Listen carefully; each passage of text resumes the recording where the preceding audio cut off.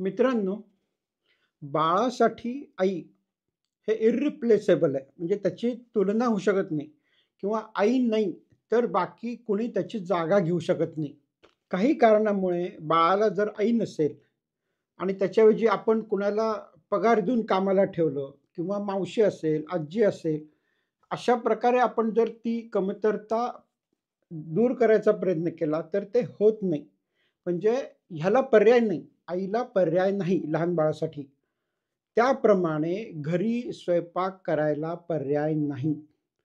तुम्हाला कितीही चांगलं हॉटेल असू दे, तुमची कितीही Uber Eatsची फास्ट सर्व्हिस असू दे, तुम्हाला कुठलाही पदार्थ 10 मिनिटात घरी रेडीमेड आणून देणारा सर्व्हिस असू दे, घरच्या जेवणाला पर्याय नाही.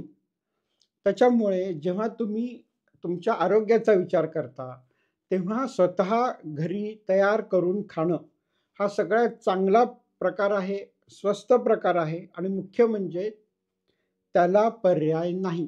जेव्हा आपण अन्न घरी बनवतो, ते आपण ताजं खात असतो.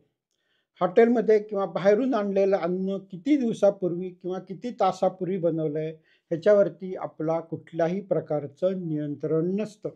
आपण घरी जेव्हा पदार्थ बनवतो, तेव्हा त्यात काय घालायचं, किती व्यवस्थित घालायचं, ताजं घालायचं हे आपण कंट्रोल करतो.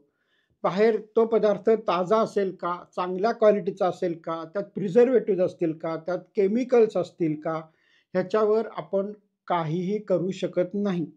आणि ह्याच्या पलीकडे जाऊन आपल्या आरोग्यासाठी काय आवश्यक आहे, हे जेवढं आपण ठरवू शकतो, तेवढं बाहेरचं कोणीही ठरवू शकत नाही.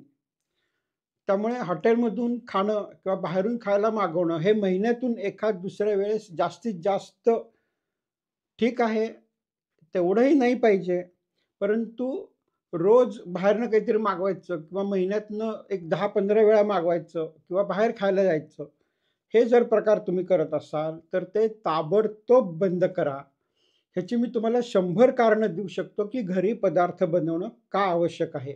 आणि ज्यांच्याकडे किचन नाही आहे, त्यांच्यासाठी सुद्धा घरी आपण व्यवस्थित, चांगलं आणि आरोग्यदायी कसं खाऊ शकतो, हे सुद्धा मी सांगणार आहे. तुम्ही अशा 3 पदार्थांची नावं कॉमेंटमध्ये लिहा, जे आपण घरी वापरत नाही, परंतु हॉटेलमध्ये किंवा पॅकेज फूडमध्ये सर्रास वापरलं जातं.